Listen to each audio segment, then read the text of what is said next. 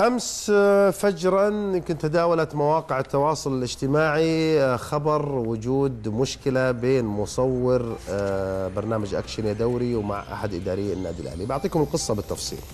وصلت بعثة النادي الأهلي إلى مطار الملك عبد العزيز في جدة في الساعة 1:30 فجرا. حاول مراسل البرنامج منذر البطاطي أخذ تعليق من الكابتن طارق كيال المشرف العام على لعبة كرة القدم في النادي الأهلي. الكابتن طارق اعتذر للمراسل منذر البطاطي وقال له أنا أعتذر، أنا لا أريد إجراء أي لقاء مع أي وسيلة إعلامية، يعني من حق الرجل يعني. فالمراسل قال له من حقك وابتعد.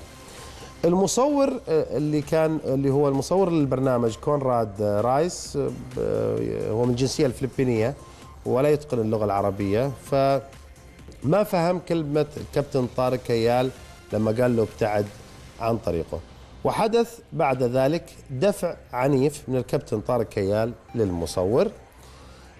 تلقينا اليوم اتصال من الأمير فهد بن خالد رئيس مجلس إدارة النادي الأهلي، وأبدأ الرجل الحقيقة اعتذار وعدم رضاه عن اللي حصل. وأيضا تلقيت اتصال من الكابتن طارق كيال مشرف عام كرة القدم في نادي الأهلي، وأبدأ اعتذاره عن الموضوع، أنه يعني ربما الرجل كان متوتر، وإن كان هذا مش مبرر للي صار، لكن بالتأكيد يعني رصيد كابتن طارق كيال عندنا والنادي الأهلي وتقديرنا لإدارته يجعلنا إلى حد ما نقبل بهذا الاعتذار. لكن طلبت من الكابتن طارق كيال من رئيس نادي الأهلي إذا كان الأمر ليس متعلق بحق شخصي متعلق بوليد أو بالبرنامج، هو متعلق بالمصور نفسه اللي هو كونراد رايس. وبالفعل أجرى الكابتن طارق كيال اتصالا هاتفيا بالمصور وأبدى له اليوم اعتذاره على الموضوع. وسألته قبل ما أدخل على الهواء راضي؟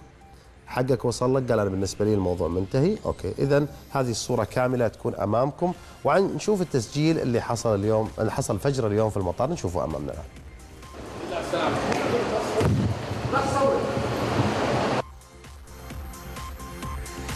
هذه الفقرة كلها اللي حصلت في المطار، لا أكثر ولا أقل. احتكاك حدث بين المصور والكابتن طارق كيال. بالنسبة لي أنا الموضوع منتهي بعد ما صاحب الحق نفسه قدم اعتذاره.